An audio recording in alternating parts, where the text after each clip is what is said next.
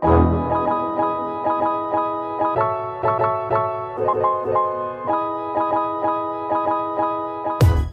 my name is Ariel Tuuk. In this video, I will talk about employee empowerment and how to lead change.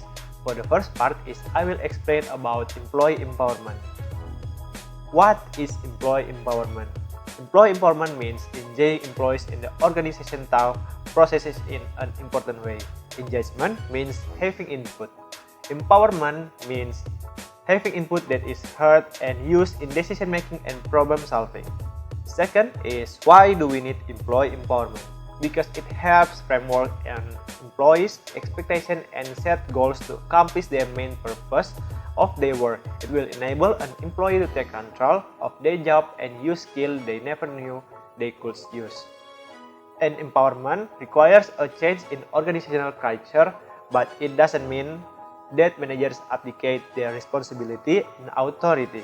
And the third part is there are inhibitors of empowerment, which is the primary inhibitors of empowerment is resistance to change.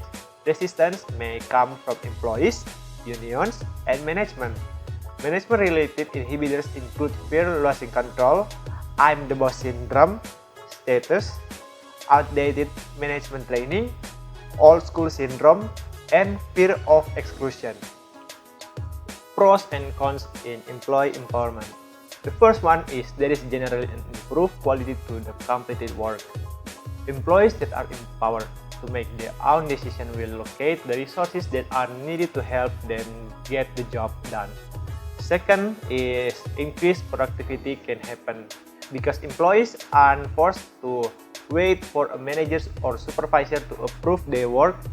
They can just move from task to task. And the third is managers and supervisors have much less stress because instead of needing to deal with the day-to-day decisions that need to be made, those with management responsibilities can focus on company strategy, network building, and more of the bigger picture.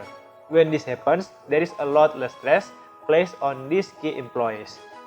And management roles in empowerment is described as commitment, leadership, and facilitation. The kind of support managers can provide include having a supportive attitude, role modeling, training, facilitating, employing MBWA, taking quick action on recommendation, and recognizing the accomplishment of employees. There are some methods in doing empowerment, which are brainstorming, suggestion box, and management by walking around, which is the manager will walk in the workplace while talking to employees to gather information or suggestion. And how to implementing the empowerment. Managers are the key to employee empowerment. They must educate themselves and their employees, involve everyone in the organization, provide visible support, be willing to take risks, and implement reward and recognition systems that encourage desired employee behavior. And now, we move to the second part, which is how to lead change. About how to lead change, we need to know about change and leading. First, change is about moving to a future state, and that presses us out of our comfort zone to be different. Second is leading. Leading is about guiding the work efforts of other people in directions appropriate to action plans. Leading involves building commitment and encouraging work efforts that support global attainment. To lead change, we need purpose of change as the first step. The purpose can be why we need change and what the goals of the change. After we find the purpose, we will develop a compelling change and communicate or present the change to the stakeholders.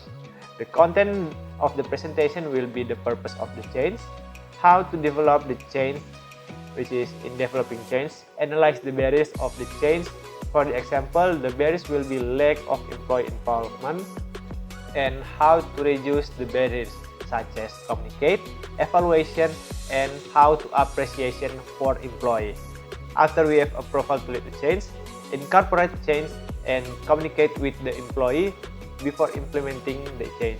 And final, implementing the change, and at the same time, we will monitoring how good the change running as well, as we hope and adjust if some point of change is not possible or need more support.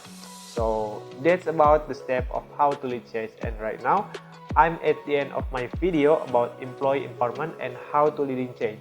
I'm Ariel Tuuk. See you next video.